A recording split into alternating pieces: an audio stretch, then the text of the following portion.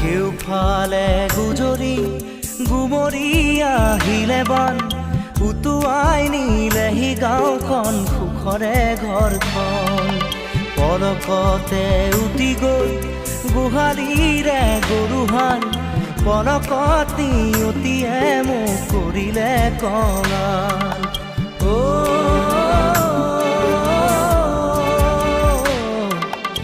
উটুৱাই নিলেহি গাঁওখন সুখৰে ঘৰখন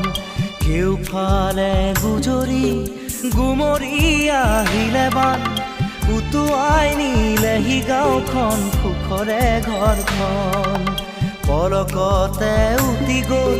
গোহালিৰে গৰুহাল